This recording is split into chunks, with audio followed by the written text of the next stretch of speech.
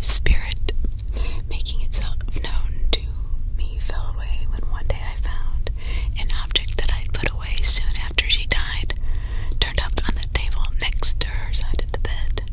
It was a wedding ring, something that I put away in a lockbox for safekeeping. Somehow it had been removed and placed in the exact spot she had always put it before bed every night.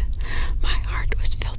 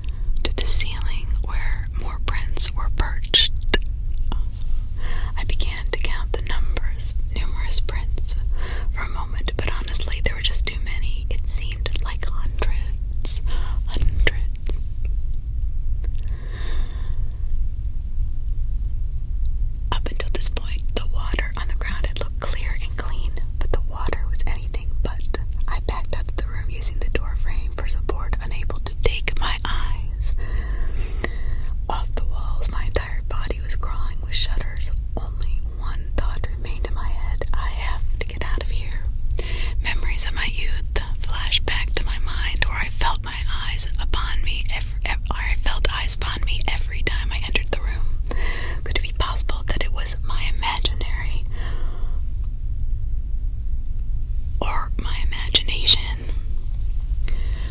I ran out of the house and slammed the door behind me. I do not bother locking it. I just want to get the hell away from whatever was in that house. I leaped into the driver's seat and slammed the car into the reverse. My wife starts asking me questions about what was going on, but I ignored her. There will be time to answer questions when we are safe. We never went back to the house. I hired a cleaning crew to go in and make the house presentable for the sale. We stayed in a hotel for a few weeks until we found a new place to live. Child memories be damned. Someone else can live in that house.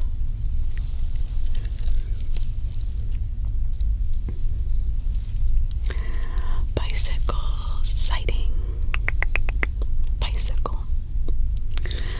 Although personally I've never had any experiences with ghosts or any other paranormal entity in my life, I wanted to share a story that happened to my brother while he was living in Ohio during the mid-2000s. This experience landed him in the hospital with a strange illness for over a week. The doctors could not really tell what was wrong with him, only that it seemed as if his organs were shutting down for some reason. Fortunately, the disease, if that's what it really was, seemed to vanish as quickly as it came. To this day, he believes the events of a single night are what caused him to get sick. This is his story. During the warmer months of the year, my brother liked to ride his bike to and from work every day. He owned a car, but with his busy schedule, this was really the one time he had to be physically active on a daily basis. It was his workout, as he called it. Most nights he would be getting home around 10 at night, so the return trip home was done in the dark. Really, there isn't a lot of traffic on the roads.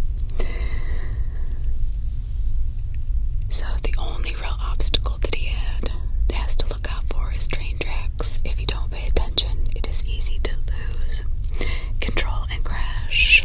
I know this from personal experience.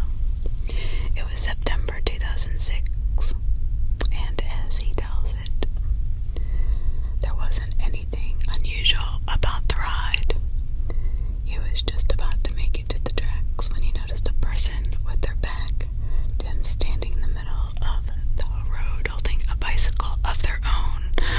Although he could have just avoided them by going around in either direction, he decided that he would stop and make sure they were okay. Obviously, it isn't normal for somebody to be standing there blocking the road like this in the middle of the night, So he decided to call out to them instead of walking right up and possibly getting into a situation that could be dangerous. From what he could tell, it was a guy that was standing there. You have to understand that my brother is a pretty big guy, and the person that he described in the road was small stature, but you never can be too careful sometimes. "Hey, are you alright? Do you need any help?" The person did not even move. It was like they had not heard him yell to them at all. He tried again, louder this time, but once again there wasn't any sign that they had even registered there was another person around. There always was a train that came by at night, so he wanted to make sure the person was going to be okay to leave alone. So he figured he did not have a choice but to approach them. As he walked towards them, he kept calling out with no avail. The guy just stood there motionless. As he got closer, he described feeling a nervous energy go through him and goosebumps prickle in his arms. The feeling only got stronger the closer he got. He considered just jumping back on his bike and riding in, but he could not, in good conscience, just leave the guy here alone. Finally, he managed to reach where the guy was standing and decided to try tapping him on the shoulder to get his attention. As soon as his finger made contact, the person snapped around inhumanely fast. My brother was horrified by what he saw. The skin on his face was bloodless white and didn't completely cover things skull beneath. It was obvious to him from the moment he saw it that this was not alive.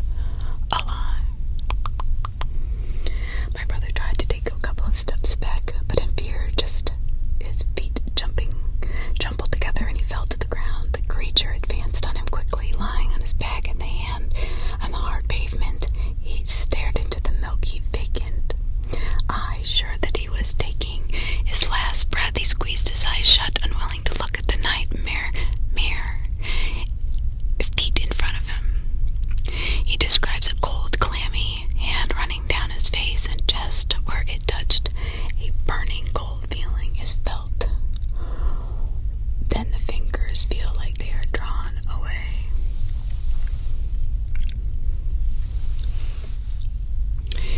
He squeezed his eyes shut, unwilling to look at the nightmare mere feet in front of him. He describes a cold, clammy hand running down his face and chest, where it touched, a burning feeling is felt when the fingers feel like they are drawn away. Eyes still closed, still closed.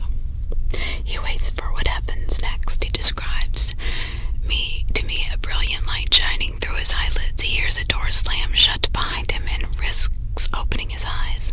The specter is no longer there. He hears someone running up to him and flinches when they come into view.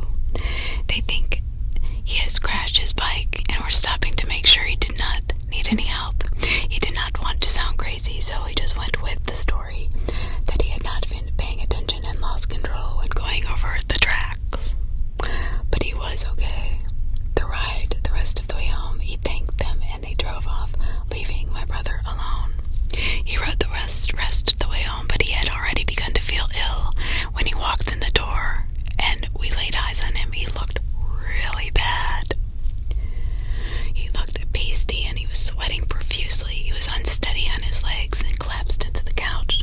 When he got near it, after he would not respond to his name other than moaning, we decided he needed to go to the hospital. As I said before, it was over a week before he was released. During his stay, he relayed to the family about his encounter with the ghoul on the road. All of us believed when that thing touched him, it was trying to kill him. None of us doubted his story. He was not the type to make up something like that, and the speed in which he got sick further convinced us that this was not a normal illness. After he was released from the hospital, my brother never rode his bike anywhere near the tracks again. He would go out of his way in order to avoid crossing them at that point. I cannot say that I blame him. Next time, he may not have been so lucky. The tall one. To start with, it is important that you know I consider myself a psychic medium. I started to see and hear things that no one, especially someone my age, should. By this I mean I could see and communicate with people that had crossed over. The first time it happened, I was terrified, but as I got older, it somehow managed to become almost normal. Sometimes they do not even know I am here or there, but most just want to talk, to relay the messages to loved ones. As odd as it sounds, they just people just dead. When I was going to college,